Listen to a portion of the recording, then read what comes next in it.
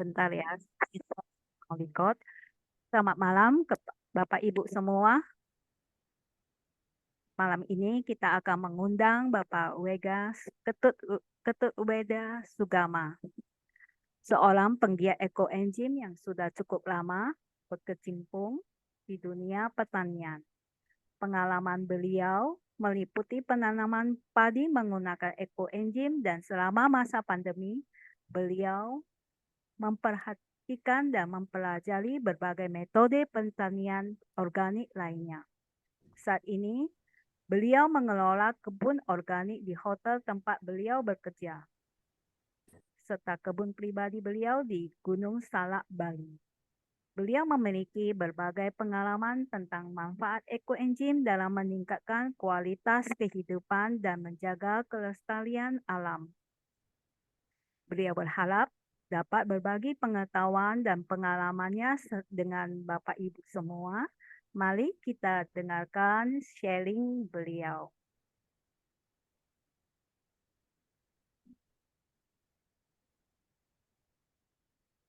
Bentar ya.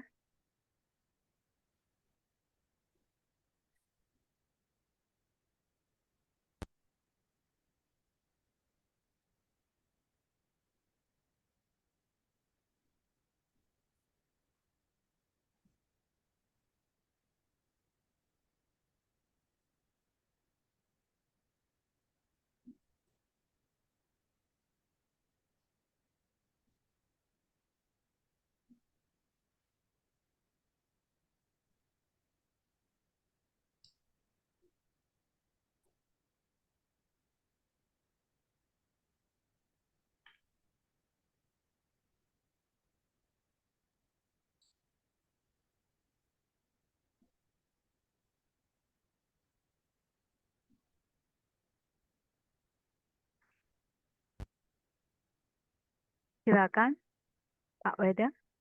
Baik, terima kasih Bu Neven. Terima kasih, selamat malam teman-teman semuanya. Pertama-tama saya ucapkan terima kasih buat Enzim Bakti Indonesia.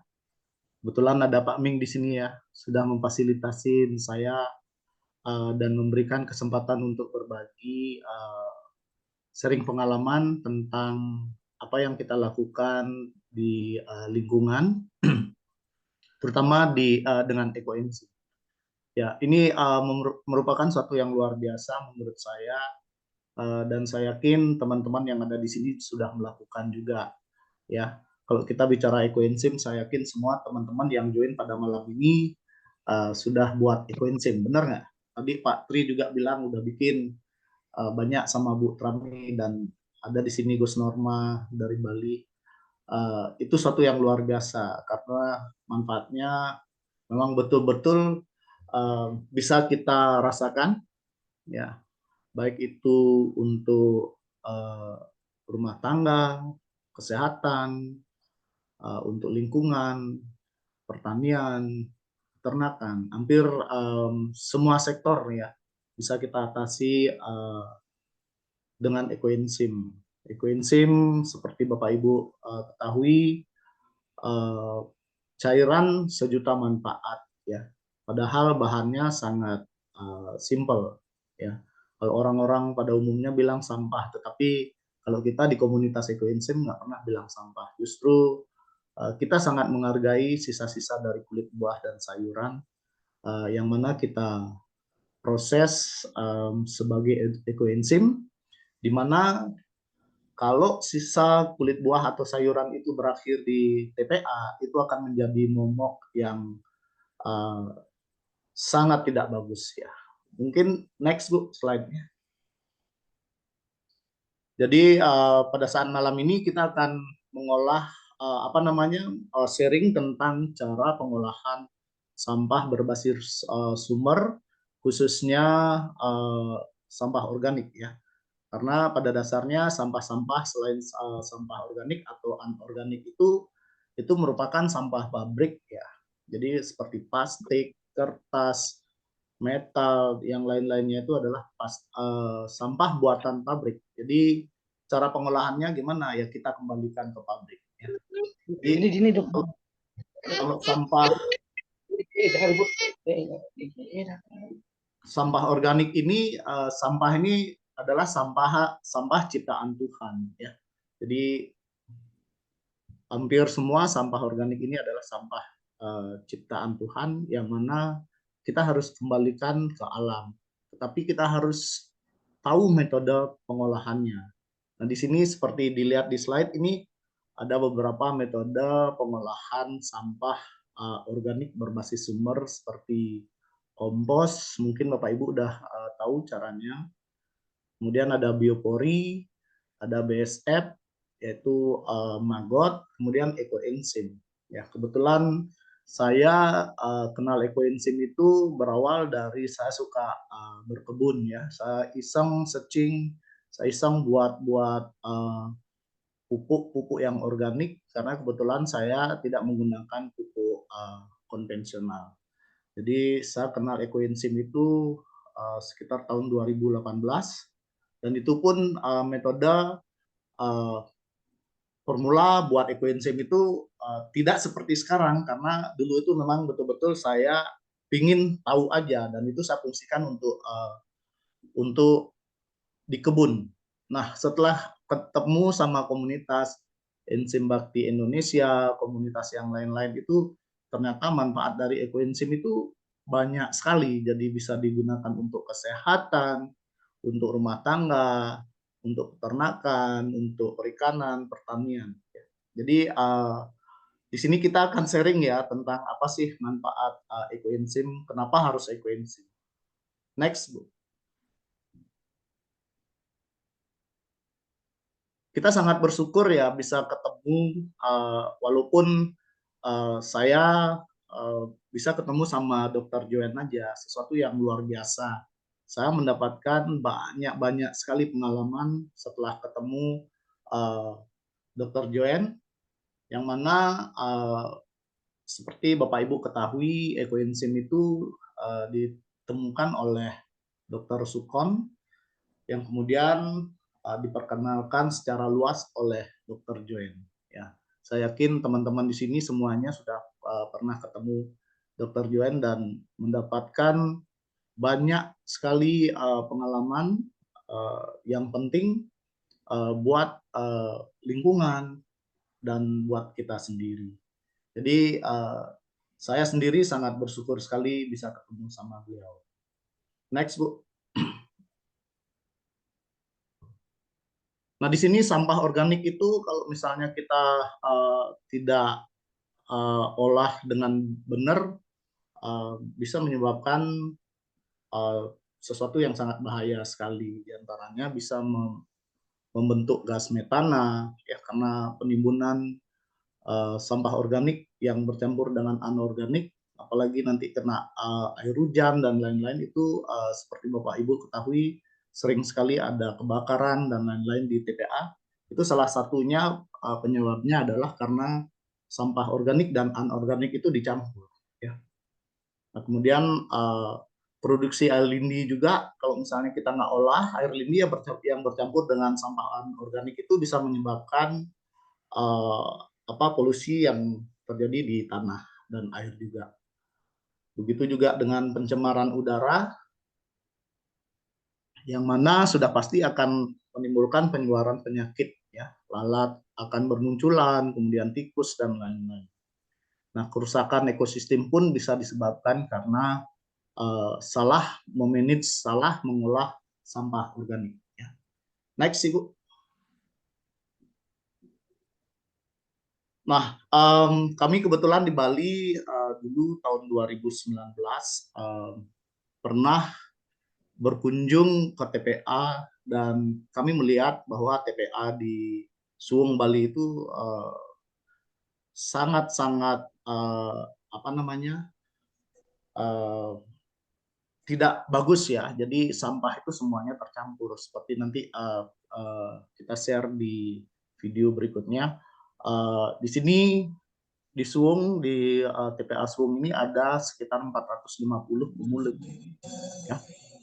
Pemulung itu bercampur baur, bahkan mereka sudah biasa makan di tempat-tempat yang sangat kotor seperti ini.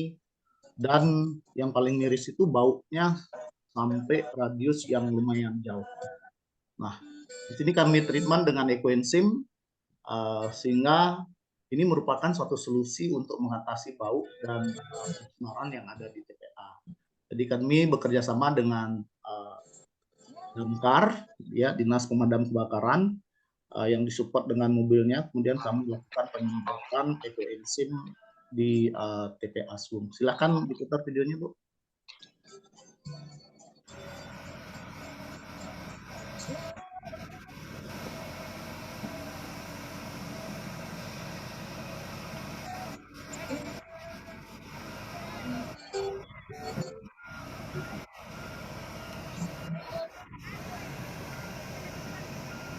Datang kebalik ya.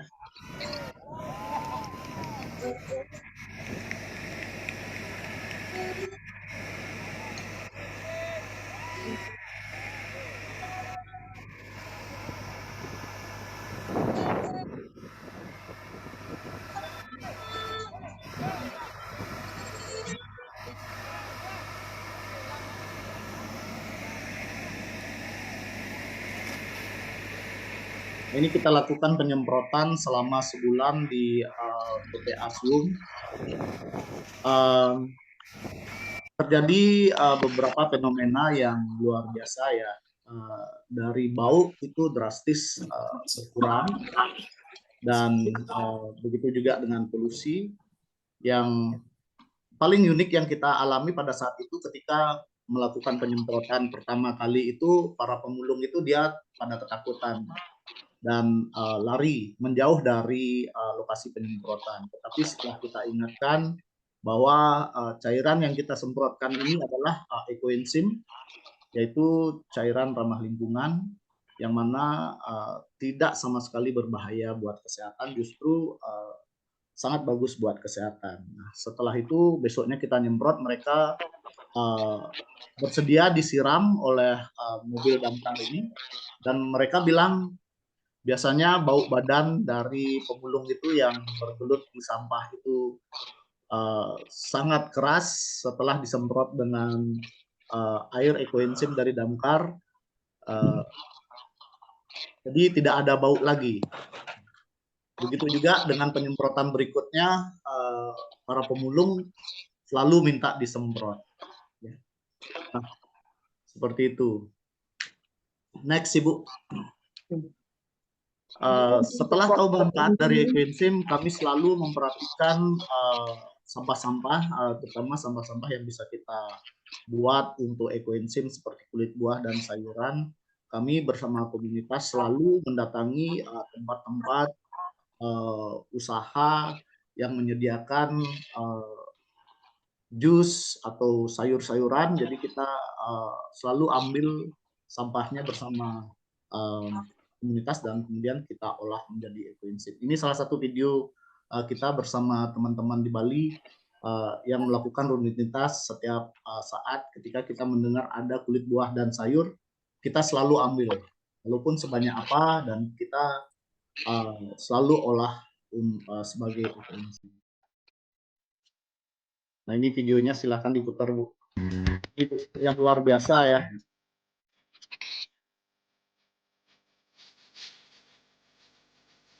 Kita tidak pernah merasa lelah ya untuk melakukan hal-hal seperti ini, karena tujuannya adalah untuk menghidupkan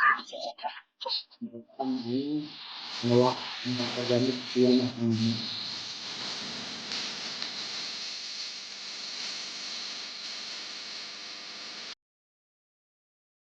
next, Bu. Setelah kita dapatkan BO dari sumbernya, kemudian kita bagi-bagikan ke rumah masing-masing dan kita olah sebagai ekoenzim. Bisa diputar, Bu. Ini kebetulan di rumah saya. Jadi hampir di setiap rumah teman-teman komunitas itu dipenuhi dengan gentong-gentong seperti ini. Itu sekarang jumlahnya sudah bertambah banyak karena kita memerlukan sangat-sangat banyak sekali ekoenzim. Dan kita udah tahu manfaatnya seperti apa.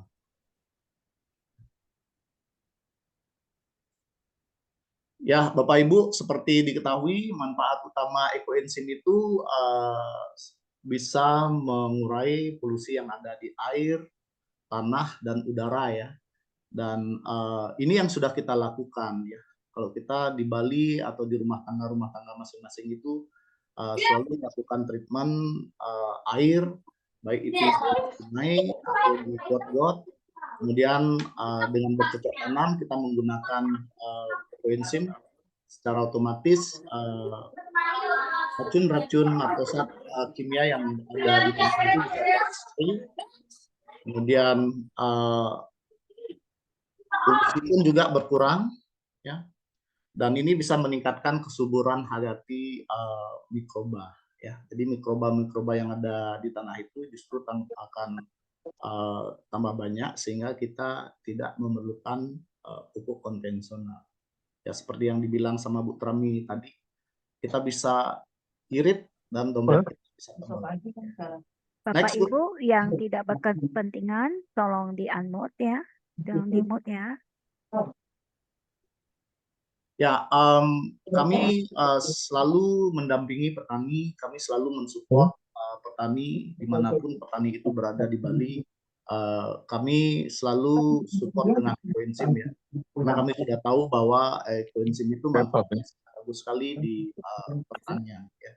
Seperti ini kita membagikan secara gratis dan kita tidak pernah memungut biaya untuk para petani yang mau menggunakan ekoenzim. Ini adalah salah satu usaha kita supaya petani itu bisa menekan biaya dari operasional. Silakan. Ini salah satu dari petani yang ada di Tabanan di Perbulan. Mereka sudah merasakan manfaat ekoenzim ya, sehingga mereka bisa continue sampai sekarang menggunakan ekoenzim di pertanian. Sami malah jebaskan ician tiang cara. Selain memberikan, kita juga edukasi, kita dampingi dan kita monitor juga para petani untuk memastikan petani itu bisa mengaplikasikan secara benar.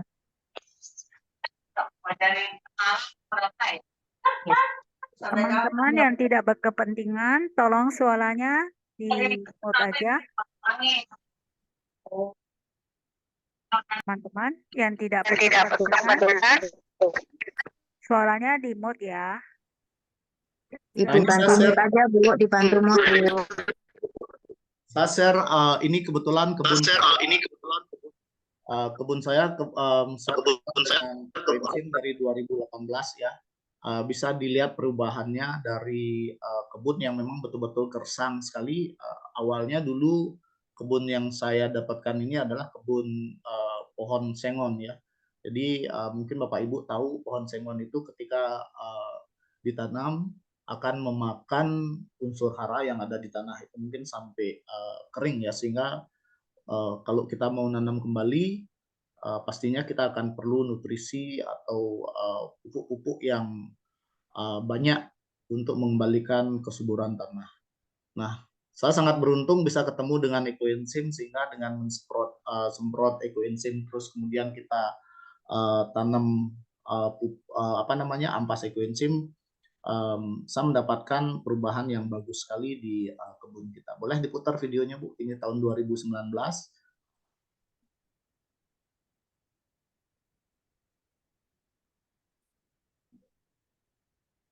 Tanah kelihatan sangat gersang sekali, ya, hampir tidak ada pohon-pohon yang tumbuh. Nah ini bak-bak ini adalah bak penampungan ekoenzim yang saya campur dengan air, kemudian setiap hari itu saya semprotkan. Hampir seminggu sekali kita semprot dengan ekoenzim. Nah, ini tahun 2019, masih kosong kebunnya. Nah ini tahun 2022 ya. Ya, pohon-pohon sudah ada pertumbuhan, ada perubahan. Ya, jadi kelihatan ada kehidupan. Nah ini 2023, ini bulan November 2023. Nanti sampai sekarang ini udah ada perubahan yang sangat signifikan sekali ya. Ini berkat penggunaan pupuk organik dan ekoenzim tentunya.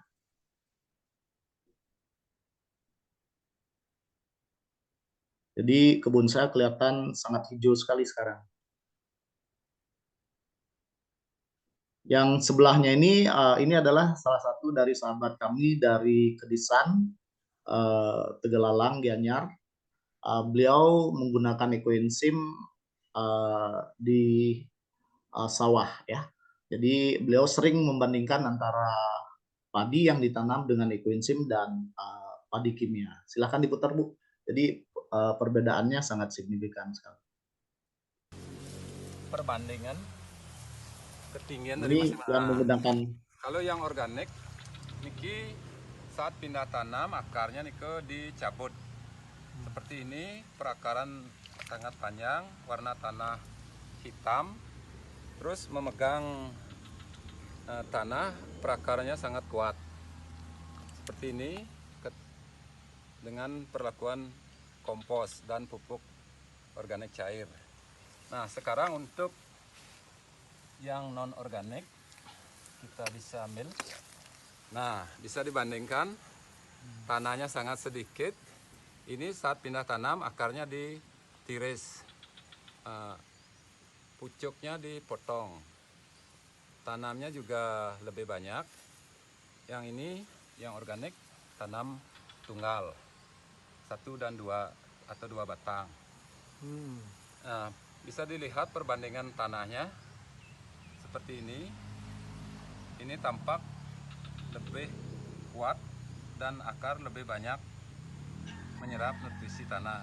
Sementara yang ini tanahnya sedikit, ketinggian juga bisa dibedakan.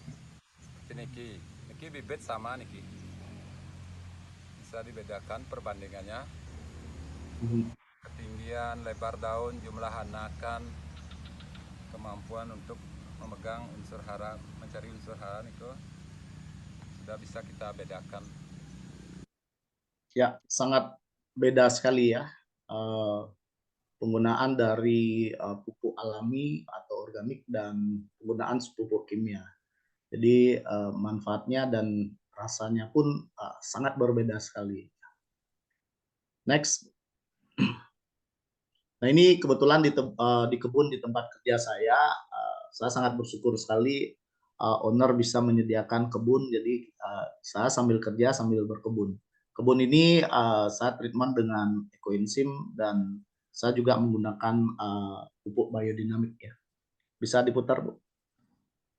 Jadi perbedaan dari sayur-sayuran itu sangat bagus dan rasanya itu Kebun sangat ekoenzim crunchy sekali. kita yang berada di Ubud. Jadi kebun sayur-sayuran tumbuh subur sekali.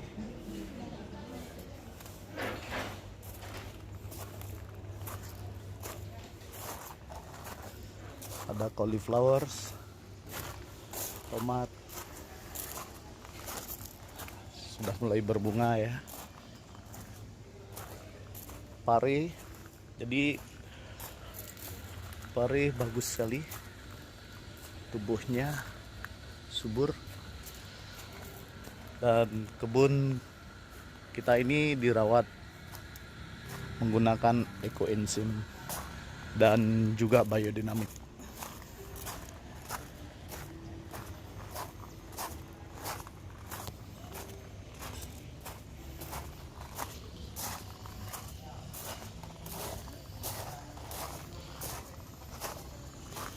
Nah ini cabai ini udah lama sekali, kurang lebih ada 3 tahun kita tidak cabut pohonnya, jadi tetap berbuah. Sini juga ada pumpkins. Ini labu ya. Terima kasih. Ya, jadi di tempat kerja kebetulan ada restoran, sisa-sisa dari kulit buah dan sayur itu kita proses menjadi ekoenzim, kemudian kita aplikasikan di kebun dan kita gunakan untuk bersih-bersih juga. Selain itu kita proses sampah organik itu menjadi kompos juga. Jadi dari hasil kebun itu sangat bagus sekali dan kita bisa langsung makan dan petik langsung makan karena kita memang betul-betul tidak menggunakan pupuk atau zat-zat kimia. Next. Nah, sekarang kita bicara tentang air ya. Kita sangat bersyukur sekali di Bali karena kita memiliki 4 sumber air, yaitu kita memiliki 4 danau. Salah satunya Danau Buyan, kemudian ada Danau Tamblingan, Danau Beratan, dan Danau Batur. Ya, selama kurang lebih menjelang kedua tahun terakhir ini kita sudah treatment Danau Batur dengan ekoenzim dan kita mendapatkan hasil perubahan yang sangat signifikan sekali, terutama di polusi yang ada di air ya. Jadi dari hasil pengecekan kita di lab itu kita mendapatkan hasil yang sangat bagus. Nah sekarang Danau Batur itu sudah di treatment oleh Pemda setempat dengan ekoenzim. Jadi Pemda setempat hampir setiap minggu di hari Jumat mereka sudah melakukan penuangan dengan ekoenzim. Nah tugas kita sekarang beralih ke Danau Buyan ya. Jadi kita berusaha merawat Danau Buyan dengan ekoenzim walaupun dengan metode yang sedikit berubah ya. Perlakuannya berbeda dengan Danau Batur. Kalau di Danau Batur kita tuangkan ke dalam danau dan kita menggunakan perahu ke dalam kemudian kita tuangkan dan di pinggir danau juga. Tetapi di Danau Buyan ini kita mengedukasi masyarakat dan petani ya.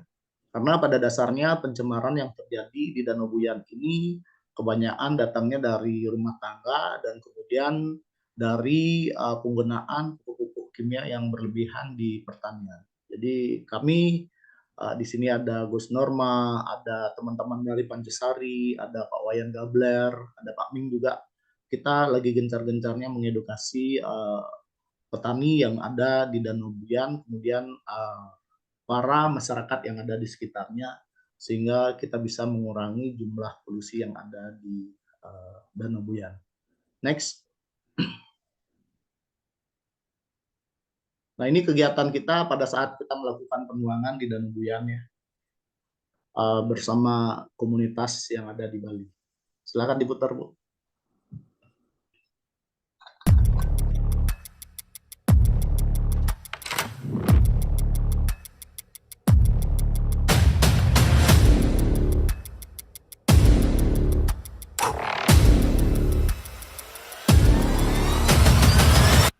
Bersih-bersih Bali!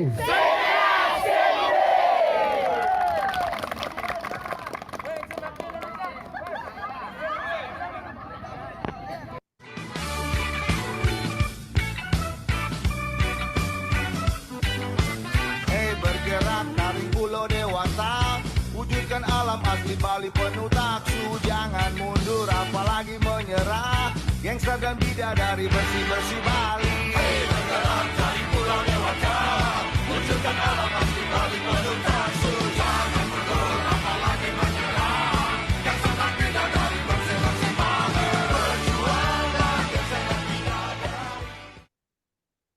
Jadi semua komunitas saling membantu.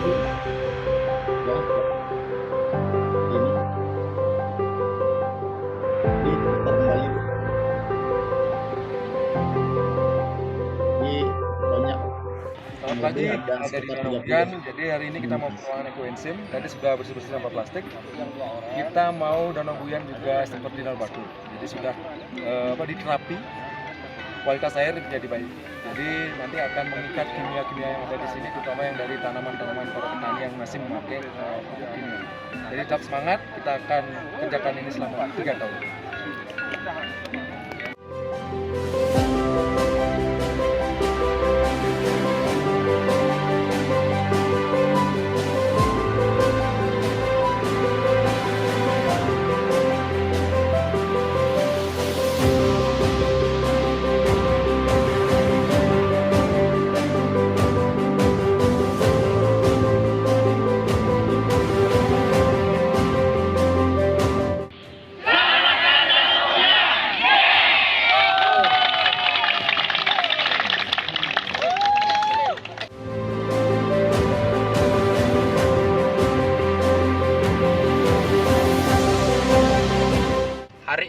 ini kami komunitas-komunitas penggiat-penggiat lingkungan yang ada di Bali menuangkan ekoenzim di Danau Buyan.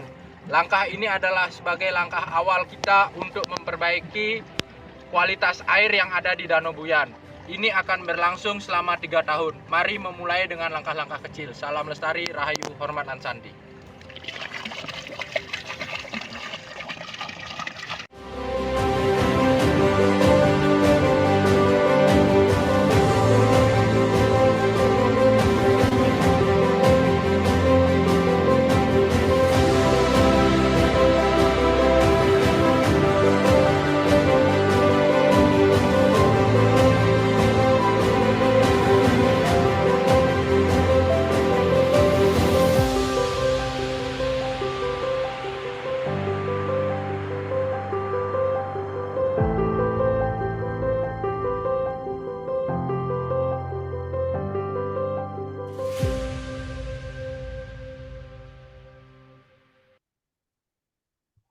Ya, jadi kami saling bergandengan tangan dengan komunitas yang ada di Bali, selalu melakukan kegiatan-kegiatan peduli lingkungan dan tentunya pengaplikasian ekoenzim.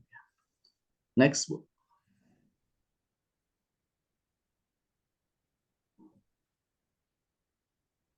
Nah, kebetulan ini tadi pagi di Denpasar. Kami hadir untuk menuang ekoenzim setiap hari Sabtu pukul 6.45 di Gadung.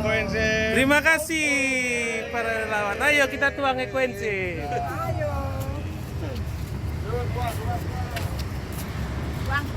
Tuang. Ini aktivitas kita di Denpasar, kita lakukan penuangan setiap hari Sabtu. Ya. Jadi, aktivitas bersatu, semuanya membawa ekoenzim dan menuangkan di Iya. Setiap hari Sabtu di Tukar Badung.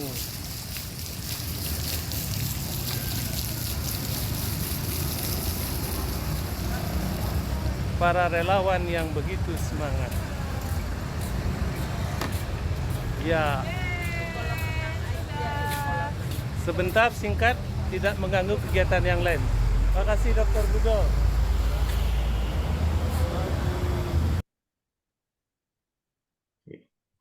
Next, Bu.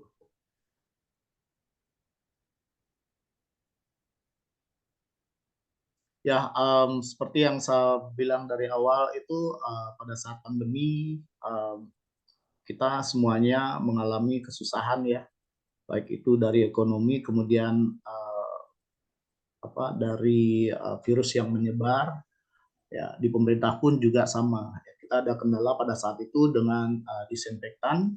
Nah, kebetulan kami di Bali mencoba mengaplikasikan ekoenzim untuk pengganti disinfektan kimia, ya, karena semuanya tahu ekoenzim itu mampu menetralisir polusi yang ada di udara. Salah satunya bisa mengurangi bau yang tidak sedap, kemudian mengurangi gas rumah kaca, dan membersihkan udara. Jadi selama pandemi, hampir di seluruh kecamatan di Denpasar, kami semprot dengan ekoenzim setiap hari. Ya. Next, Bu.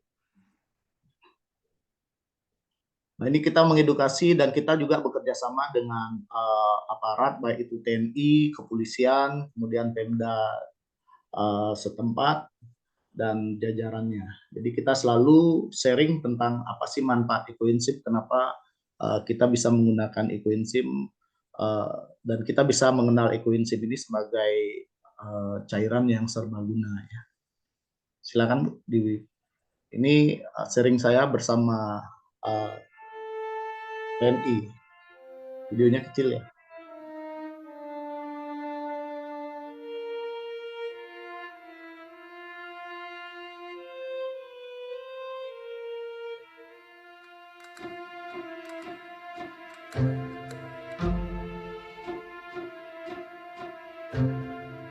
Kita selalu bekerja sama dan kolaborasi dengan kepolisian, TNI, dan masyarakat tentunya.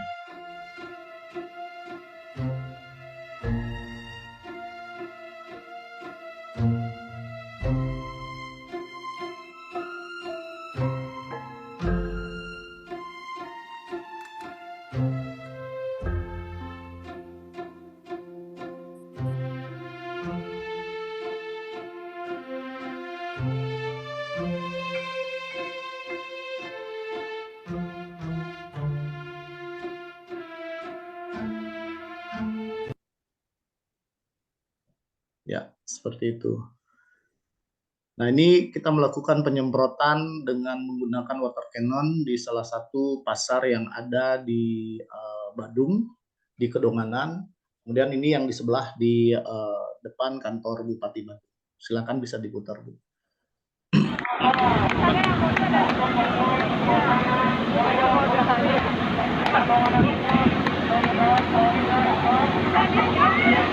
Ya. Wow,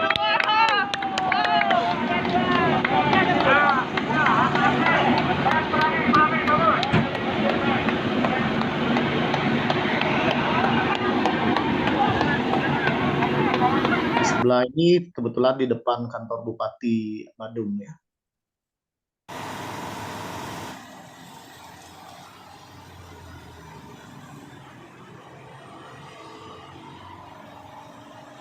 Nah, makanya mumpung Pak Gatro masih apel. Oh, masih sih. Ya.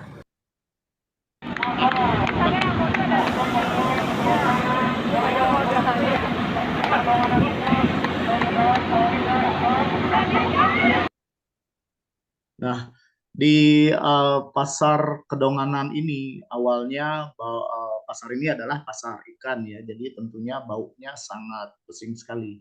Jadi bau amis, tapi setelah kita semprot menggunakan ekoenzim, para pedagang pun merasakan bahwa bau amis itu hilang. Jadi kita sudah sharing juga mengedukasi para pedagang di sana untuk buat ekoenzim. Ya, syukur sampai sekarang mereka bisa menggunakan. Nah, ini penyemprotan di 4 kecamatan di Denpasar. Jadi kita disupport oleh Dinas Lingkungan Hidup, kemudian Porkim menggunakan 8 kendaraan. Jadi setiap kecamatan itu kita semprot menggunakan 2 kendaraan yang kapasitasnya 10.000 liter. Jadi per mobil ini kapasitas dari ekoenzim dan yang sudah dicampur dengan air itu kurang lebih 5.000 liter, yang mana kita menggunakan cuman 5 liter ekoenzim untuk 5.000 liter air. Jadi kita semprot dan kita siram hampir seluruh kota Denpasar dengan ekoenzim. Silakan bisa diputar, Bu.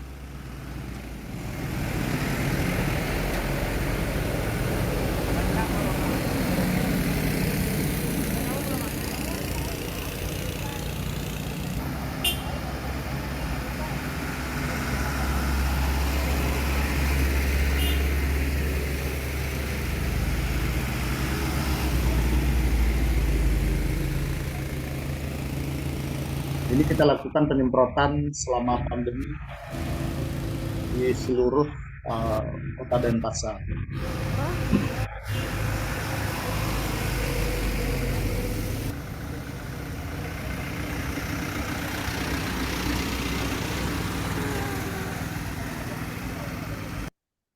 Banyak testimoni yang kita dapatkan pada saat itu, terutama pada saat penyemprotan ya dari petugas-petugas yang awalnya dulu menggunakan disinfektan kimia, yang mana pada saat menyemprot itu ketika kena bajunya, uniformnya itu warnanya berubah. Jadi karena mungkin saking kerasnya ya. Jadi ketika beralih ke ekoenzim, jadi mereka merasa lebih aman. Next.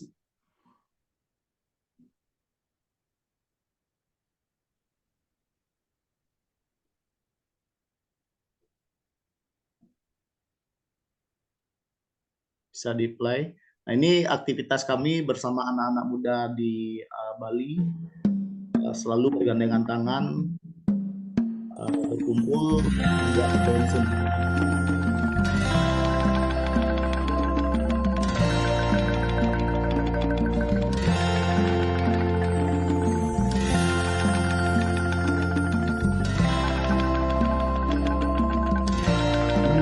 kemudian anak-anak muda, siswa, yaitu anak-anak SMA.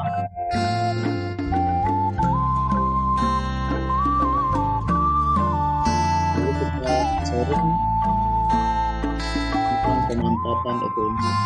Ini sawah ekointip.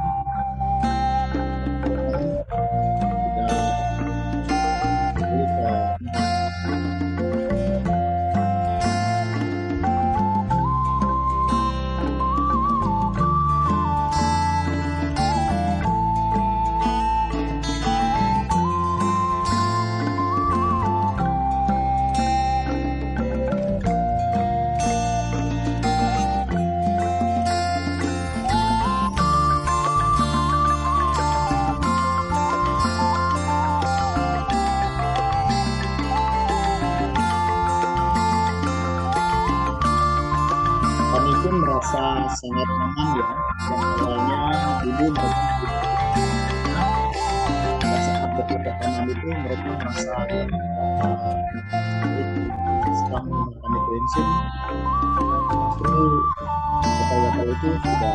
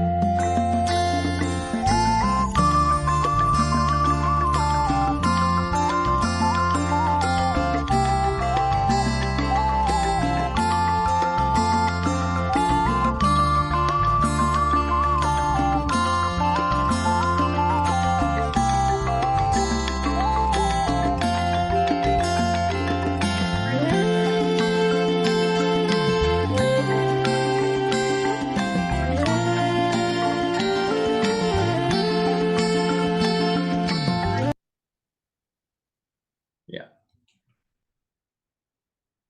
Next, Bu.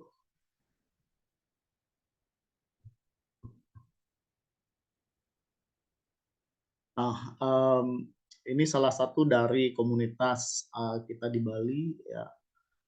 Ada Pak Wayan Gabler, dia adalah leader dari komunitas Tolton. Beliau sangat gencar sekali mengedukasi sekolah-sekolahan, baik itu di Banjar dan di desa. Ini salah satu dari edukasi untuk anak-anak sekolahan ya. Silakan diputar. Ini anak-anak sekolahan pun sangat antusias sekali.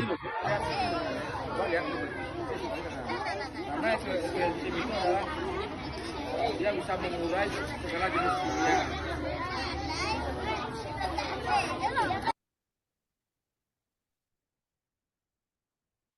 Oke, next. Ekoenzim mampu mengurai kimia yang ada di alam, yang ada di tubuh kita, yang ada di tanah kita, yang ada di udara kita.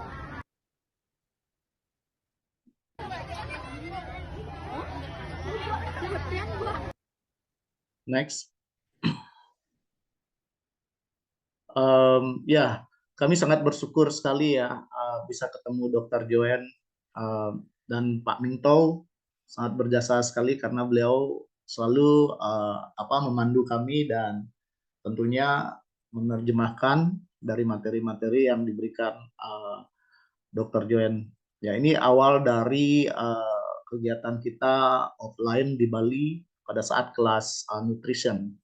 Saya sendiri mendapatkan banyak sekali manfaat dari kelas nutrition ini karena kita bisa memahami betapa pentingnya kita mengkonsumsi makanan sehat, betapa bahayanya makanan atau tanaman yang ditreatment dengan pupuk kimia ya. Dan ini kelas yang sangat-sangat luar biasa ya. Next, Bu. Mengenai cara memelihara tubuh yang benar. Karena kami pikir kami belajar menanam yang benar, kami bisa belajar cara bikin baju yang benar ya. rambut yang bagus, tapi tidak belajar cara memelihara tubuh yang benar. Terima kasih sekali Dr. Joel. Saya sendiri adalah cancer survivor untuk 7 tahun, kanker payudara dan juga getah bening, dan saya mengambil keputusan tidak mau kemoterapi dan tidak mengambil radioterapi, tetapi mengubah pola hidup. Puji syukur, puji Tuhan, ada banyak dokter sekarang seperti Dr. Joel yang menganjurkan mengubah pola hidup dan menyelesaikan akar permasalahan dari segala penyakit dalam tubuh kita.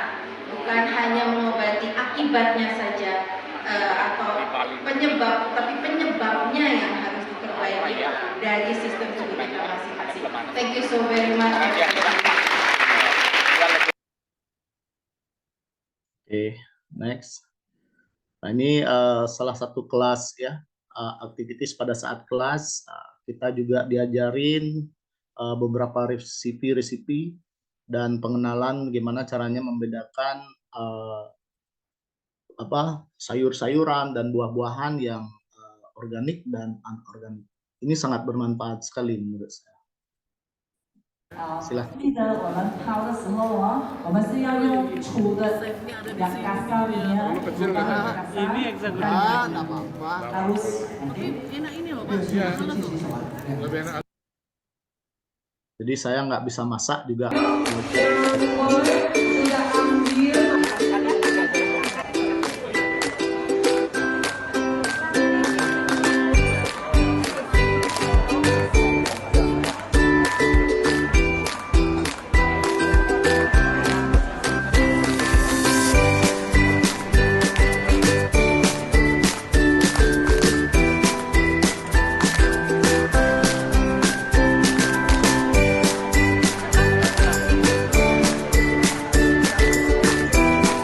Dari kelas hampir dari Indonesia ya.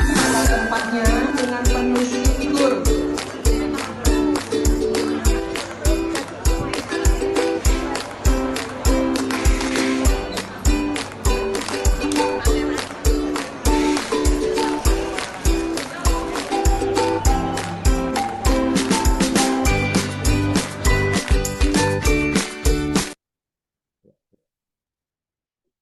Sesuatu yang luar biasa sekali.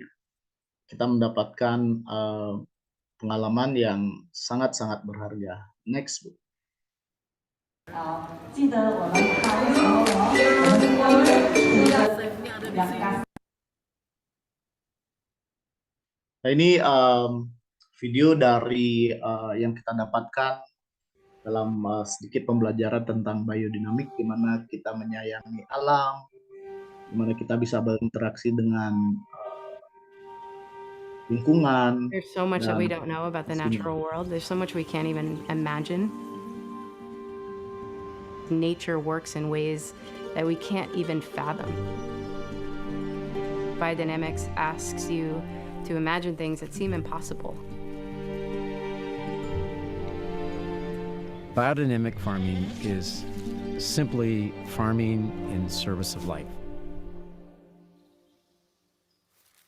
It's not easily understood, and it flies in the face of certainly the agriculture that I had exposed to me as a young farmer. There's a leap of faith to get into this kind of farming, but when you see the results of it, it's pretty obvious that things are working the way you want them to work. The moment a farm transitions into biodynamic agriculture, the biodiversity improves, the quality of the food improves, and also the quality of life of the farmers.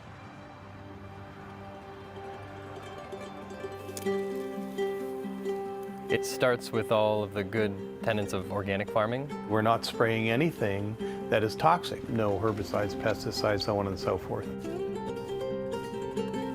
Biodynamics, we go a step further in that you're leaving the land better than the way you found it.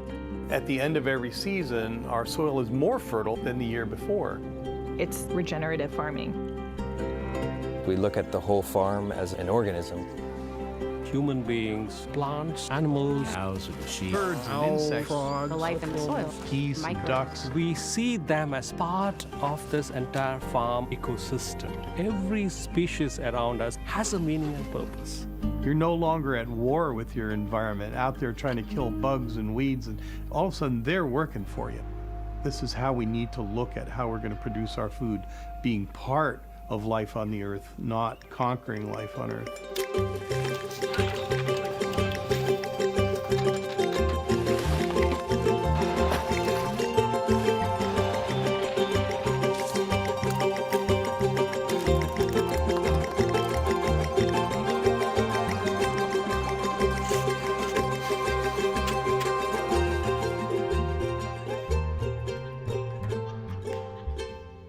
Food starts with soil. We're really farming the soil instead of farming crops. If you have really healthy soil, you can grow anything really well. Whoa! This is the biggest bee I ever seen. The healthier the soil is, that translates into higher nutrition. There's a real straight line connection between the quality and the flavor and the aroma and the nutrition of foods grown in a biodynamic farm. There's so much pleasure in eating, but there's so much pleasure in feeling healthy. If we can all contribute to making this mainstream, then it will start to trickle down to communities that don't have access to amazing food, to healthy food. Water, carbon, nitrogen. The plant itself becomes the pump. Plants can pull carbon out of the air back into the soil. Every farm is doing its part to help with climate change in its own small way. We're a major part of what's happening now. And that's why I think this method of farming is the future. Every penny of biodynamic food that you buy, you are supporting the farmer who is connected to earth, who is not polluting, who is a good custodian of this earth and the humanity. So that's what we're doing here as a community. We're keeping the water, the soil, the air clean for our kids someday. Are you ready to make an investment in our planet so it can be here for the people we love?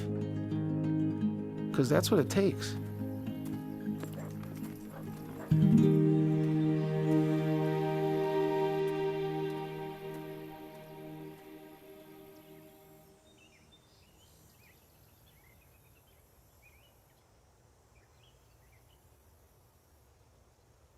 Jadi alam menyediakan segalanya buat kita. Ya. Kita harus rawat alam. Ya. Ini salah satu dari teknik untuk bercocok tanam yang sangat selaras dengan alam. Ya. Next, Bu. Jadi kita harus bisa menjaga hubungan kita dengan lingkungan, kemudian hubungan kita dengan sesama manusia dan juga hubungan kita bersama Tuhan. Sekian dari saya, terima kasih. Mungkin sesi berikutnya ada sesi sharing, silakan Bu. Terima kasih Pak Weda, luar biasa ya sharingnya itu. Saya tadi apresiasi banget ya melihat Bapak ya di pertanian, penyemprotan juga. Nah, yang ingin saya tanyakan tuh Pak, mengadopsi ekoenzim ke pertanian itu sampai sekarang ada kendala nggak Pak? Wah, kendalanya sangat banyak sekali Bu, karena merubah suatu kebiasaan ya, yang mereka mendapatkan hasil instan awalnya, terus kemudian dengan sedikit effort, karena ekoenzim itu kan kita nggak bisa serta-merta dapatkan langsung ya. Jadi kita harus berproses, buat dulu, apalagi fermentasi selama 3 bulan ya. Tapi kami di komunitas selalu mensupport petani.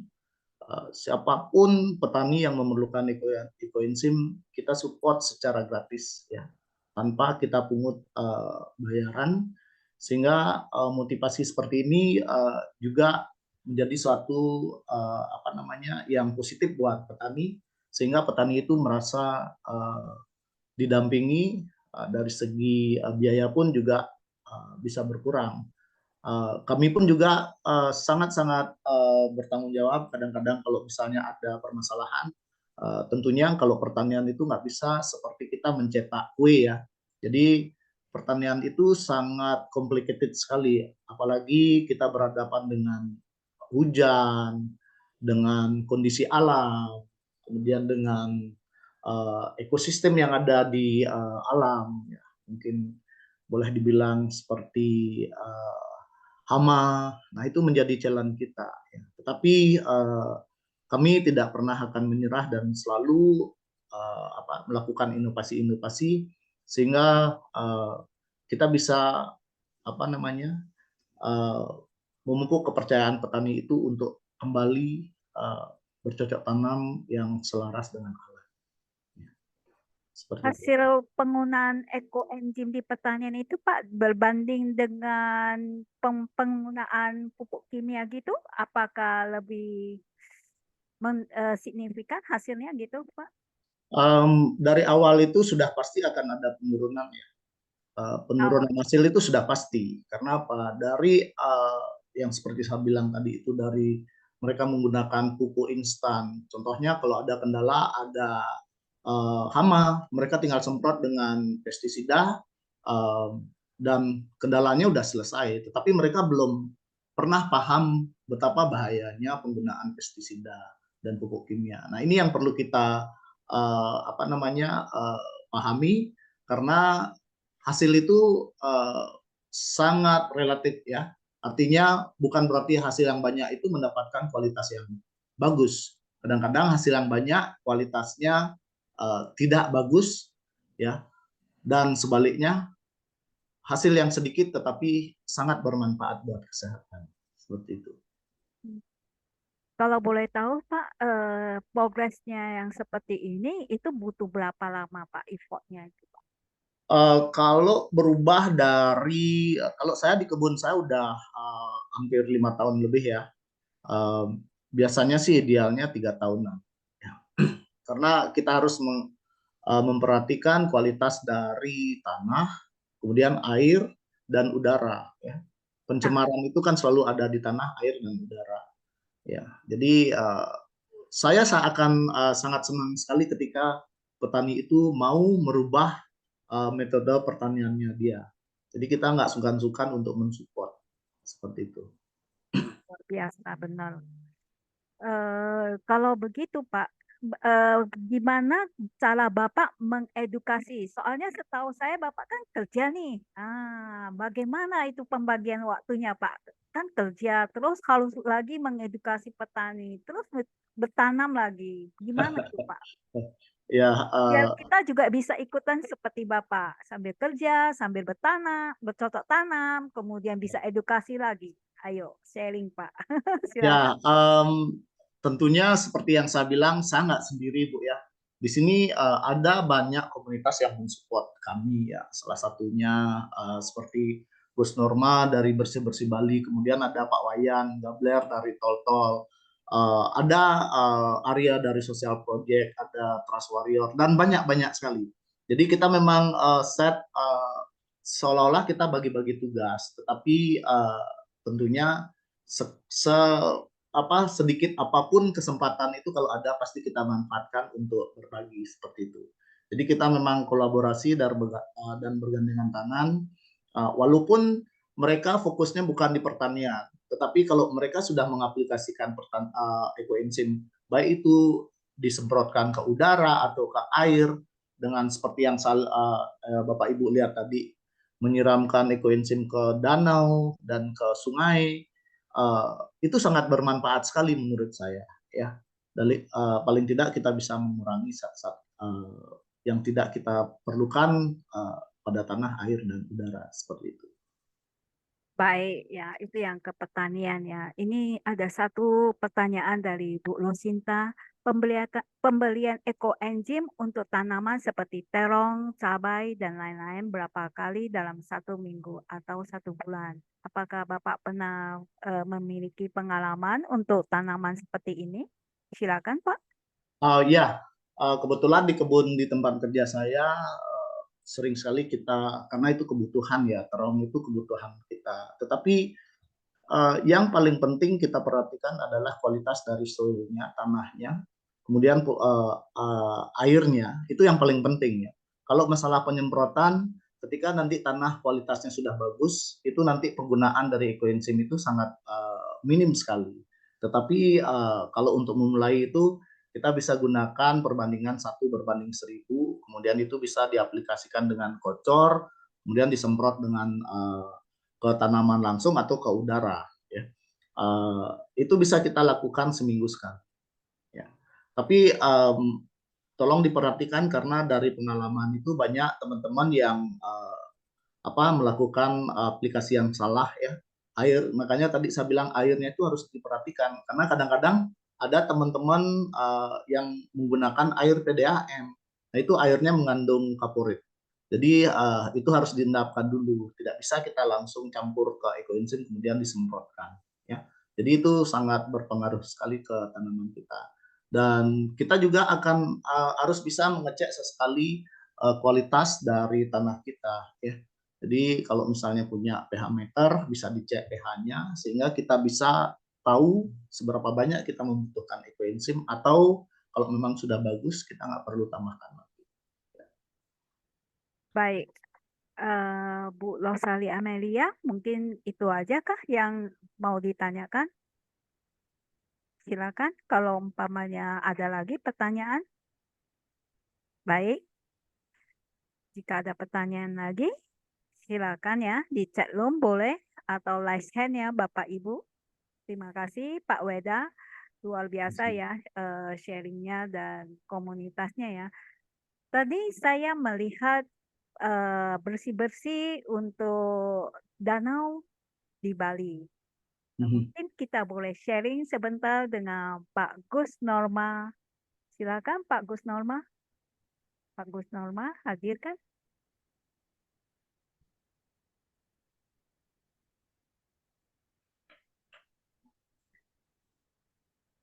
Ya sepertinya tadi Gus Nurma hadir ya.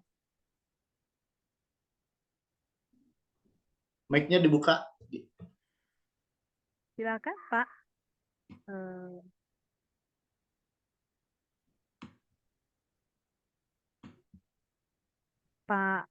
Pak Gus di unmute. Mic-nya dibuka Pak. Pak Gus, mic-nya belum di on kan?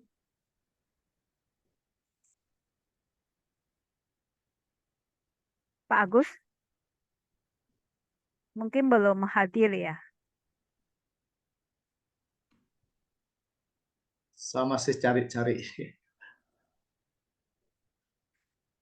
Oke, kalau gitu kita ke Pak Wayan Gaber. Pak Wayan hadir malam ini? Ya, hadir. Pak Yan, silakan Pak Yan. Pak Wayan? Silakan di unmute dulu, Pak. Buka dulu ininya. Mic-nya. Terima kasih. Malam ini Pak Wayan bersedia hadir bersama kita. Boleh sharing sedikit, Pak, apa yang sudah dilakukan untuk Bumi Pertiwi? Suaranya nggak kedengaran karena masih di mute. Admin nggak bisa unmute ya? Saya kok Bapak apa? Oh ya, sudah, silakan. Oke, ya. Terima kasih waktunya. Selamat malam Pak Wedo, selamat malam Ibu, teman-teman semua lingkungan. Kalau tiang penggiat lingkungan di Bali, nama panggilan tiang Wayan Gabler dari komunitas Tol-Tol. Kita sering berkolaborasi dengan teman-teman penggiat lingkungan seperti Gus Norma dan banyak komunitas lain yang ada di Bali. Mungkin ada sekitar 50-an penggiat lingkungan yang ada di Bali, masing-masing Banjaran. Nah, kita komunitas kecil, lahir dari Banjaran, dengan teman-teman kita sehatilah ingin merawat lingkungan. Nah, kebetulan untuk ini kita ketemu dengan Pak Wedo, teman-teman penggiat ekoenzim, kita banyak belajar dari bapak-bapak dan ibu semua. Kalau masalah ekoenzim, sangat bagus untuk merawat lingkungan. Kenapa kita di penggiat lingkungan sosialisasi tentang gimana mengolah sampah, memilah, dan bertanggung dengan sampah kita sendiri, bertanggung jawab dengan sampah yang kita ciptakan sendiri.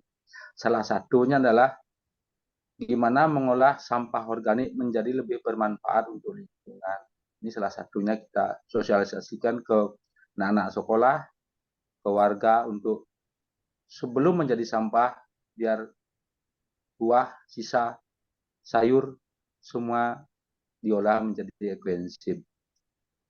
Banyak manfaatnya. Contoh kecil yang saya punya sendiri di rumah. Saat ini saya punya cucu. Setiap mandi, saya kasih tutup botol air mineral itu, air mandinya.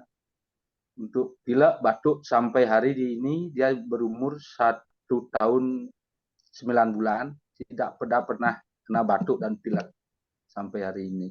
Itu salah satu contoh yang saya terapkan sendiri dengan kehebatan ekoenzim untuk lingkungan, untuk kehidupan kita, untuk tanaman. Kalau pertanian Pak Wedo yang lebih tahu. Kalau saya tidak ke pertanian, cuma saya mengaplikasikan ekoenzim ke ternak lele saya seorang petani. Nah, itu salah satu ekoenzim yang sangat bagus untuk bumi, untuk keberlangsungan hidup kita bersama. Itu dari Tiang, Pak Wedo. Selamat malam. Terima kasih waktunya. Terima kasih Pak Wayan. Kalau boleh izin Pak bertanya ya Pak ya. Tadi mengaplikasikan ekoenzim pada peternakan lelenya ya? Ya. Oh, Ya. luar biasa ya. Lele juga mendapat enzim dari sampah organik ya. Terima kasih. Ya. Pak, boleh tahu nggak bagaimana aplikasinya ekoenzim pada peternakan lele? Saya mengasih, karena saya menggunakan air mengalir, kebetulan air mengalir, saya setiap 1 minggu sekali saya tuangkan di air biar mengalir ke seluruh kolam, dan saya tuangkan beberapa mililiter ke air dan kecampur ke pakannya. Saya pakai peletnya. Oh, makanan lele itu dari pelet ya Pak ya? Pelet ya Pak? Ya, pelet ya. Kalau boleh tahu Pak, berapa luas kolam lelenya gitu untuk berapa mili ekoenzim tadi? Nah, tergantung gini, kalau saya Pak untuk pakan itu 10 kilo, saya kasih ekoenzimnya kira-kira 1/4 liter, 250 mili. Nah, rendam campur dengan air bersih, setelah itu tuangkan rata dengan pakannya, aduk, diamin 10 menit atau 15 menit, kita kasih ke lelenya. Luar biasa ya Pak ya. Kalau dibandingkan lele yang tidak mengkonsumsi ekoenzim dengan lele yang mengkonsumsi, itu apa Pak? Kalau testimoninya saya sih belum, tapi kalau ternak lele saya diminati sama ininya, sama pembelinya. Wah, luar biasa ya. Ya. Baik, terima kasih Pak Wayan atas jika nanti mungkin kita bisa mengundang Bapak untuk satu sesi topik yang lebih detail ya Pak ya, tentang apa yang sudah Bapak lakukan dan komunitas total ya pada lingkungan setempat. Boleh ya Pak ya? Mungkin nanti saya menghubungi Bapak. Terima kasih. Mungkin Pak Gus Norma sudah hadir? Pak Gus Norma?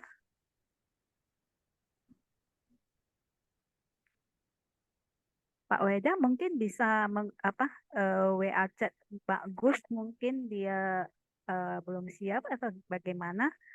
Apakah Pak Arya? Ya, mungkin dengan Arya dulu. Dali. Arya. Pak Arya?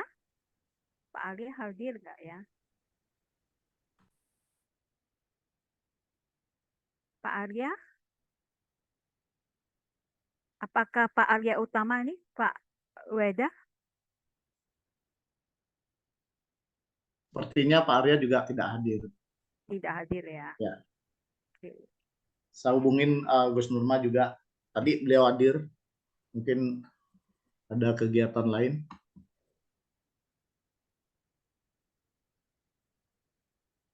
Pak Lenggo, Pak? Pak Lenggo dari Pancasali, apakah beliau hadir? Enggak, Pak Renggo ada? Enggak? Oke, Pak Lenggo, silakan. Pak Renggo juga tidak hadir untuk malam ini, Bu. Tidak hadir ya. Ya. Baik. Mungkin ada pertanyaan dari Bapak Ibu yang ingin bertanya, silakan raise hand. Ya, Pak Dodi Artono.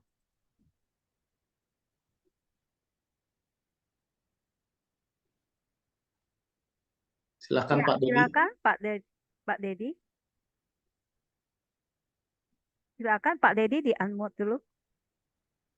Pak Dedi, speakernya masih apa? Di unmute dulu, Bu. Pak Dedi unmute dulu. Speakernya di apa Pak? Dihidupkan dulu Pak. Pak Dedi.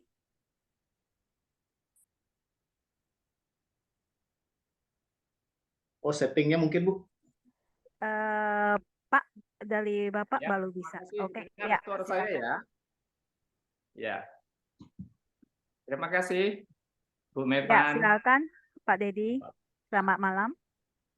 Selamat malam. Iya, itu tadi host belum menghidupkan. Sepertinya Pak Arya Utama juga hadir tadi ditulis di obrolan ya, tidak bisa menghidupkan mic. Pak Arya. Oke. Nah, Sekarang udah bisa ya semua ya? Nah, pertanyaan saya Pak Weda ini menarik tentang Silakan, Pak pertanian. Ya, kalau ekoenzimnya digunakan sebagai pestisida nabati, dosisnya berapa ya Pak? Untuk pestisida nabatinya, dosisnya. Satu. Yang kedua, ketika mengedukasi para petani itu secara langsung atau Pak Weda membuat demplot percontohan dulu untuk membandingkan antara yang menggunakan ekoenzim organik dengan yang konvensional. Terima kasih Pak Weda, itu saja pertanyaannya dua. Baik, pertanyaan yang bagus sekali dari Pak Artono. Sebenarnya Pak, saya bukan ahli pertanian ya, tapi saya learning by doing. Jadi saya praktisi ya, saya melakukan dan explore dan selalu melakukan inovasi ya. Untuk pestisida itu kalau ekoenzim aja itu kurang maksimal Pak. Jadi kita ada F2-nya, fermentasi. Jadi biasanya kalau kami punya ekoenzim banyak, jadi kita fermentasi lagi. Bisa ditambahkan air tembakau, daun tembakau, atau mungkin tembakau. Kemudian ada bawang putih. Nah, kami untuk perekatnya tidak menggunakan ini Pak, sabun. Jadi saya gunakan lidah buaya, daun sirsa, ya semua daun-daunan yang berbau yang tidak disukai sama hama itu bisa Bapak campur sehingga bisa difermentasi kemudian diaplikasikan hama ya. Dan aplikasinya hampir sama dengan ekoenzim Pak. Nah, tadi mengenai denplot itu ya Pak ya. Tentunya kita menggunakan denplot. Jadi hasil yang bagus, biaya yang kurang, itu mereka pasti akan senang. Ya, itu tugas kita untuk mendampingi mereka. Ya, kalau saya bicara dengan organik itu sih saya nggak mau muluk-muluk ya. Kita belum berani mengategorikan bahwa kita itu 100% organik, yang mana kita masih berdampingan dengan para petani atau pelaku-pelaku yang menggunakan pupuk konvensional. Tetapi kita sudah mulai ya, paling tidak kita sudah mulai dulu, kemudian kita komitmen dan konsisten melakukan hal seperti ini sehingga petani-petani lain pun bisa melakukan hal yang sama seperti itu Pak. Ya benar, kita melakukan denplot juga Pak. Kita mulai dari skop yang kecil dan kita review, monitor kendala-kendala. Ya, banyak kendala yang kita hadapi, terutama pada saat kita bergelut dengan alam ya, cuaca, curah hujan itu sangat mempengaruhi kualitas dari tanaman kita, Pak. Seperti itu. Terima kasih Pak Weda, sangat jelas. Jadi menggunakan F2 ya untuk pestisida nabatinya. Terima Betul. kasih. Betul ya, semoga bermanfaat Bapak. Ya. Pak Weda, satu lagi pertanyaan dari saya. Kalau F2 ini biasanya sangat digemari. Nah, Ya. Bapak ada F2 apa aja nih yang ke pertanian? Saya senang sekali seperti yang saya bilang inovasi ya. Saya sama Pak Ming kadang-kadang ampas pun kita fermentasi kembali, kita tambahkan dedak, kemudian kita tambahkan kulit-kulit kacang seperti itu. Jadi kita nggak mau membuang sampah begitu saja. Kita menggunakan kompos juga, menggunakan ekoenzim. Kalau ke F2 itu pestisida sih kebanyakan yang kita buat, ya. Jadi karena itu memang diperlukan untuk di tanaman. Jadi dan itu merupakan kendala ketika kita bercocok tanam, yang namanya kita di alam pasti hama-hama itu pasti ada, ya. Tetapi tugas kita bukan untuk memusnahkan semua. Gimana caranya kita untuk meminimais atau menyeimbangkan antara jumlah dari rantai makanan ya. Misalnya ada burung, jangan burungnya tidak terlalu banyak, kemudian lalat juga jangan terlalu banyak. Ulat pun kalau terlalu banyak nggak bagus ya. Padahal pada dasarnya semua dari ciptaan Tuhan itu ada fungsinya. Cuman kalau jumlahnya mendominasi itu akan menjadi kendala ya. Dan tentunya harus kita pelajari di kebun kita, apa sih kenapa nih jumlahnya mendominasi, pasti ada sesuatu yang hilang ya. Entah itu karena penggunaan pestisida yang seperti yang saya bilang itu, ketika disemprot itu semua hama bisa mati. Yang hama menguntungkan pun juga akan dibunuh. Nah itu sangat berbahaya sekali ya. Jadi siklus rantai makanan itu harus kita tetap jaga sehingga ada keseimbangan. Ya. Contoh untuk pestisidanya F2 apa, Pak? Yang tadi lebih... sudah saya jelaskan, kita menggunakan tembakau, daun tembakau. Kalau nggak ada tembakau yang sudah kering itu juga boleh. Jadi kita tambahkan daun sirsa, kita tambahkan bawang putih, kemudian bisa ditambahkan lidah buaya untuk perekatnya, seperti itu. Jadi nggak serta-merta harus hal yang sama. Jadi saya berusaha menggunakan apa yang ada di sekitar kebun saya, seperti itu. Terima kasih Pak Weda. Bu Sulifang, silakan Bu Sulifang di-unmute pertanyaannya.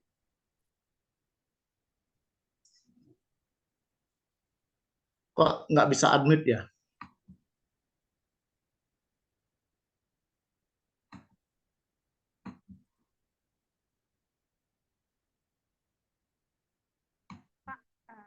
Oke, terima kasih Bu Maven, terima kasih Pak Weda.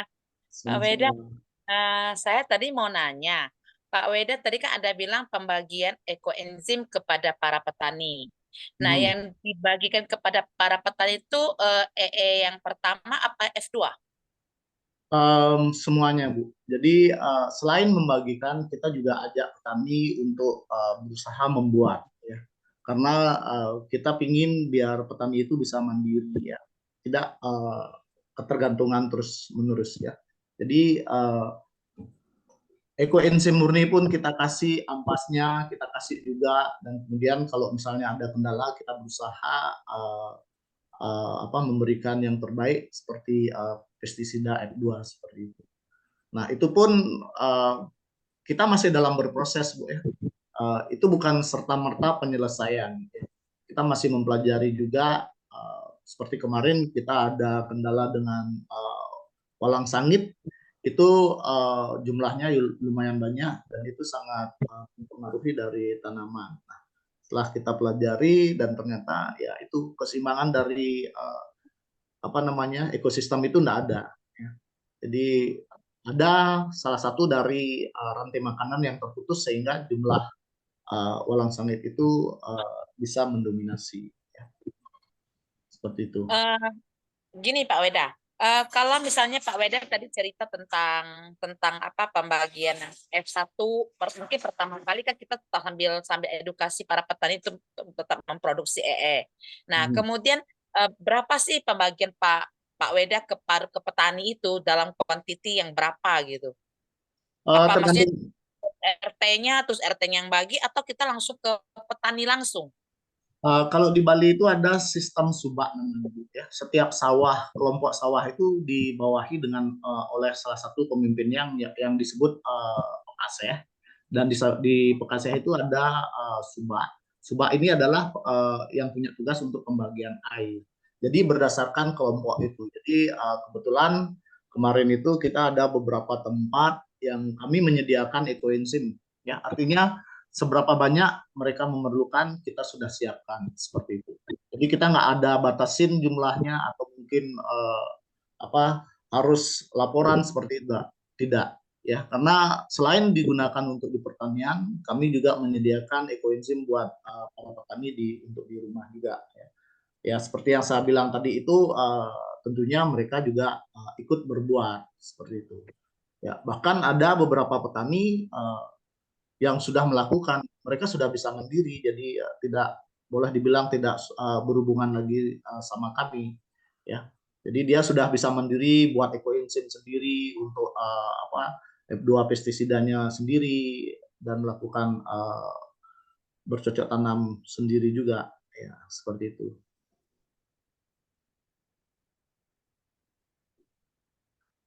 Bu Sulifan, apakah ada lagi pertanyaan?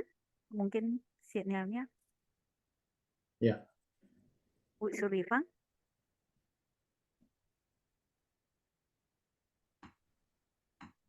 Baik, Bu Sulifan, nanti kalau ada pertanyaan silakan chat di grup. Silakan dilanjut Bu Ana. Di-unmute ya, Bu Ana. Bu Ana. Nggak bisa ya?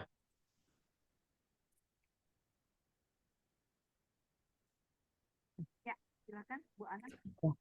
Selamat malam Pak Weda, selamat malam Bu Maivan. Selamat malam Bu Ana. Ya, saya ingin bertanya untuk terkait pemberantasan hama yang tadi. Saya kan selama ini mencoba ini F2 Brotowali Pak. Itu kan pahit sekali Pak Brotowali. Ya. Tetapi tidak terlalu berpengaruh terhadap hama Pak. Brotowali 1 kilo Brotowali itunya 10 liter ini kan ekoenzim ya kalau F2 ya. Nah, Ibu menggunakan Brotowali aja? Iya, Brotowali aja Pak. Oke. Ya, lanjut dulu Bu.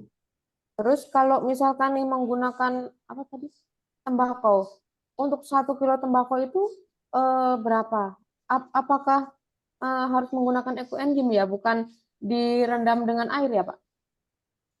Kalau saya sih menggunakan ekoenzim ya, dan kuantitinya pun seperti yang saya bilang itu kita nggak ngukur yang ada formula yang pasti seperti itu, karena ini kan kita juga nggak tahu kualitas dari tembakunya seperti apa, ekoenzimnya seperti apa, pH-nya seperti apa. Jadi kita menggunakan apa yang ada di alam ya, seperti yang saya bilang tadi. Kalau misalnya ada tembakau, kita masukkan tembakau dan kemudian bawang putih, kemudian ada daun sirsa, ya, daun-daun yang tidak disukai sama hama, ya, seperti itu. Coba dicampur dengan daun lain juga, Bu, biar lebih bagus. Ya daun sirsa atau mungkin daun tembakau. Kalau nggak ada daun tembakau yang kering pun nggak apa-apa. Tembakau banyak sih di daerah saya, tapi kalau daun sirsa enggak terlalu ada. Daun sirsa gampang nyarinya. Iya. Terus ini untuk pengolahan tanah kan kami udah mencoba menggunakan kompos nih. Sepertinya itu cocok sih untuk tanaman, untuk buah gitu kan. Ini bunganya banyak banget, lebat bunga buah. itu sepertinya cocok untuk kompos. Kami jadi terus melakukan ini pengomposan terus, membuat terus kalau untuk kompos. Tapi kalau untuk penyemprotan ke tanaman, kadang-kadang ada yang ini kering. Mungkin karena dosisnya terlalu banyak mungkin ya. Ya, perlu diperhatikan dosisnya, kemudian airnya ya. Jangan menggunakan air pump ya. Atau kalau menggunakan air pump itu diendapkan dulu sehingga kadar klorinnya sudah mengurai. Itu saja sih Pak pertanyaan saya. Terima kasih. Terima kasih Bu Ana. Pak Weda, ini ada pertanyaan dari Pak Agustinus Prianto. Jika pemakaian EE untuk pertanian, apakah ada pertimbangan BO tertentu yang lebih dominan? Ya, pertanyaan yang sangat bagus sekali ya. Kalau saya untuk di kebun itu saya perbanyak jumlah sayur ya. Karena seperti mungkin Bapak Ibu ketahui kandungan NPK pada sayur itu sangat bagus sekali. Tetapi kadang-kadang kalau dominan sayurnya itu akan menimbulkan bau yang kurang sedap. Ya. Jadi seperti itu.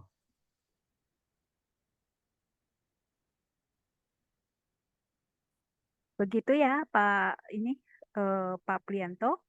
Terima kasih untuk pertanyaannya. Selanjutnya Pak, mungkin dari Pak Arya ya. Pak Arya sudah ada nih di ruang Zoom. Ya. Silakan Pak Arya. Pak Arya. Mungkin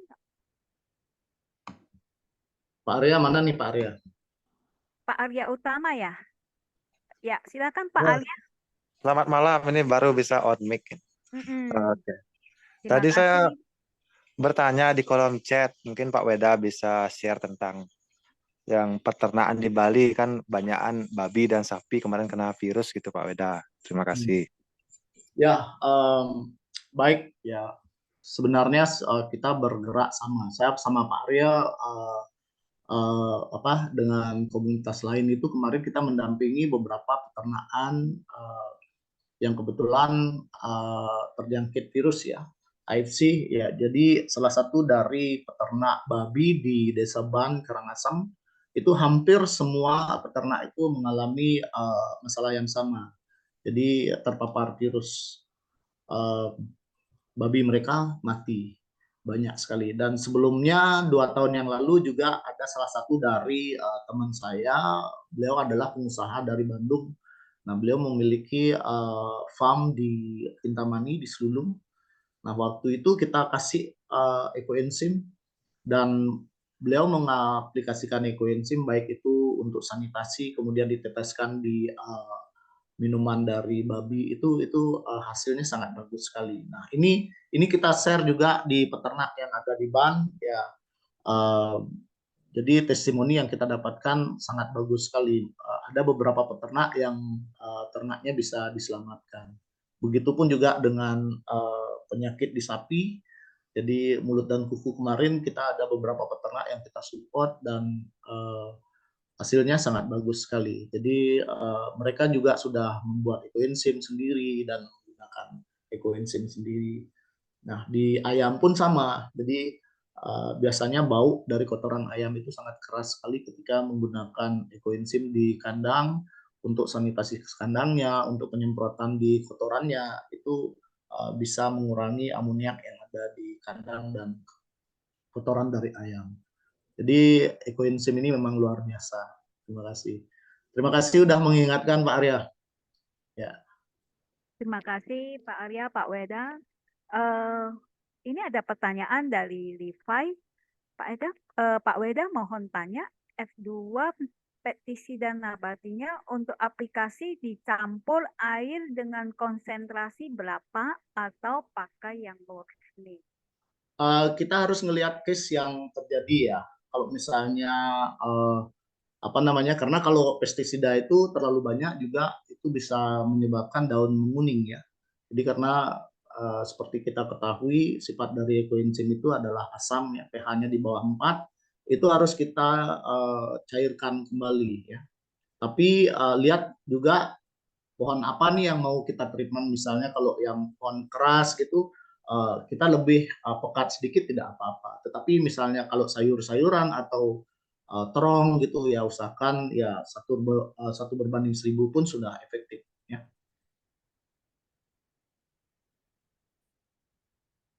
Jelas ya?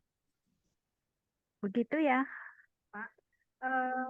Kembali kita ke pertanyaan lagi dari Pak Trijogo. Mohon izin info Pak Weda untuk memperluas pembuatan ekoenzim dengan berbagai lapisan penggiat ekoenzim. Mohon info apakah ada kerjasama dengan manajemen pasar maupun restoran yang ada sebagian bahan BO-nya untuk dikelola jadi ekoenzim.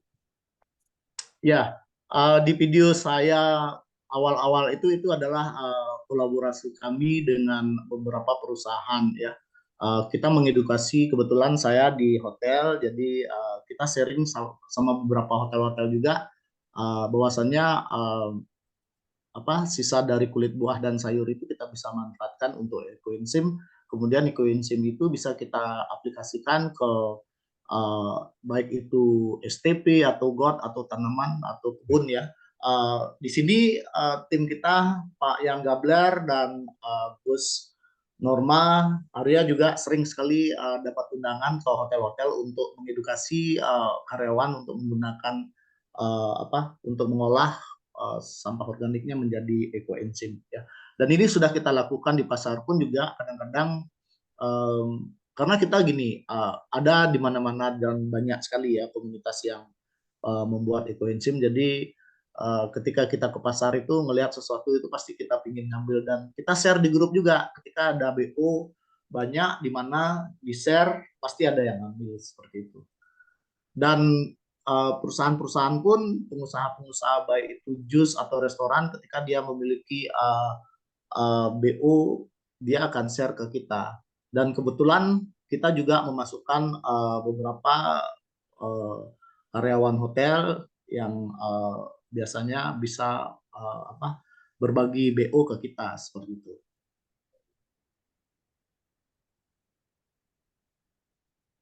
Ini Itu Pak ada Tri. dari Pak Tri. Cukup jelas ya Pak Tri? Baik Pak Tri, jika nanti ada pertanyaan lagi silakan di grup WA kita ya. Terus dari Pak Dedi Hartono masih ada pertanyaan tentang terkait minuman peternak yang digunakan itu ekoenzim atau quick enzim Pak Weda. Dosis pengencerannya bagaimana? Gimana Bu? Dari Pak Dedi, minuman untuk ternak yang digunakan ekoenzim atau quick enzim Pak? Kita gunakan ekoenzim, tetapi jumlahnya sangat sedikit sekali ya. Mungkin beberapa tetes gitu. Jadi sama seperti kita buat air peliharaan seperti itu. Baik. Seperti air piala ya Pak Dedi Hartono, jawaban dari Pak Weda. Oke, kita kembali lagi ke Pak Tito. Untuk pertanyaannya, kami punya sisa minuman beras kencur. Apabila diberikan ekoenzim dengan dosis berapa banding berapa? Berapa lama bisa menjadi pupuk cair? Wah, Pak, silakan Pak. Beras kencur ya? Itu minuman beras kencur ya?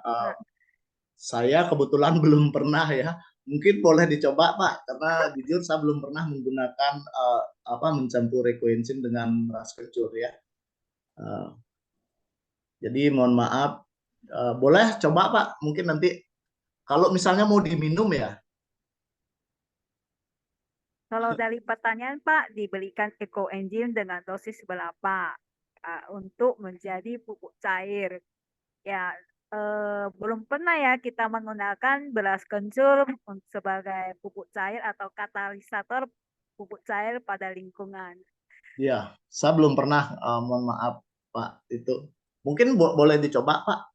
Ya, Ya, yang nanti share anehnya ke itu kita. Pak, bagi saya itu kenapa minuman beras kencur bisa ada sisa? Kan gini Ya. kan Pak, seharusnya Harusnya kalau diminum. sisa itu dibagikan pada tetangga, lingkungan sekitar kita mungkin dulu ya Pak ya, nggak usah sampai ke untuk fermentasi pupuk cair. Terus di sini ada Bu Losinta yang raise hand, silakan Bu Losinta. Silakan Bu Rosinta. Di unmute dulu. Kok nggak bisa ya? Oh, oke, baru bisa. Udah. Oh, Silakan Bu Rosinta. Wah, ini luar biasa nih, dari tadi sudah mencari kontak Bapak. Iya dong, setiap ada kesempatan emas seperti ini nggak boleh lewat begitu aja. Kapan lagi? Belum tentu ketemu Pak Weda lagi nih, ya kan? Atau Pak Weda. Kebetulan saya udah pindah nih dari kota ke kampung. Karena memang nyatanya pengen sosialisasi ekoenzim dengan fruit enzim. Karena di kampung kan lahan cukup luas. Nah, kemudian saya sudah praktekkan untuk bikin kompos, tapi dengan cara misalnya setiap saya kalau ekoenzim sudah ada. Jadi saya kupas bau apa segala macam sampah dapur, lalu saya rendam air, saya beri 1 tutup botol ekoenzim, saya biarkan semalam, lalu besok pagi saya siramkan ke tanaman. Jadi semua nasi basi, sisa-sisa nasi sayur yang sudah dimasak pun, maupun kulit-kulit sayur yang memang sisa limbah masak dapur, itu saya satukan dalam 1 ember yang kira-kira 10 liter. Saya tambahkan 1 tutup botol ekoenzim, lalu saya diamkan semalam, kemudian besok paginya saya siramkan ke semua tanaman-tanaman yang berbuah ya, seperti terong, cabai, jambu dan lain sebagainya. Dan hasilnya memang luar biasa. Cuma kan ini kalau sekarang untuk besar kan repot juga ya Pak ya, kalau saya lakukan seperti cara ini.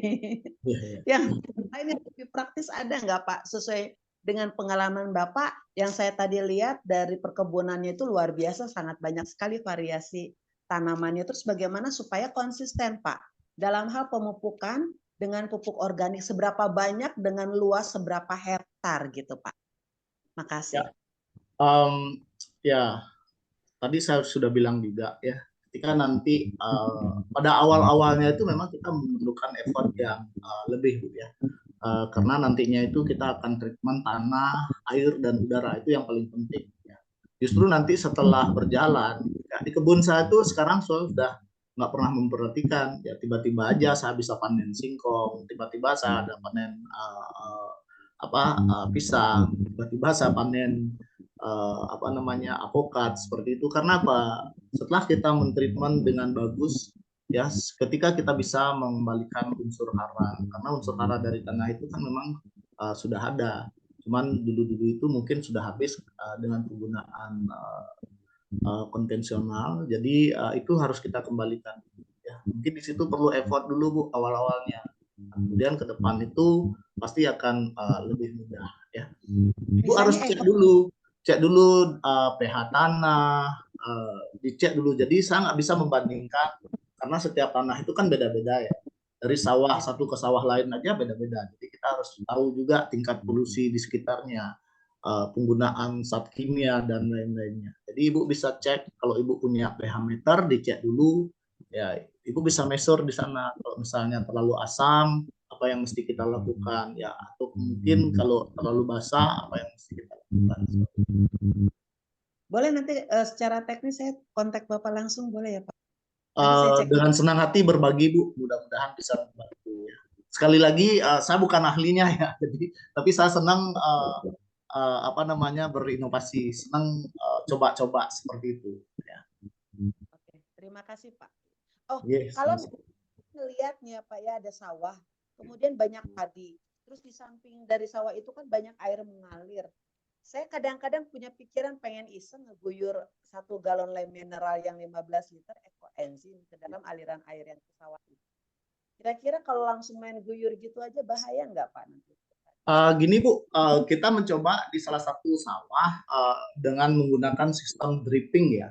Jadi saya punya 1 galon, saya ada videonya tapi saya nggak bisa ini. Jadi 1 galon itu saya kasih ekoenzim.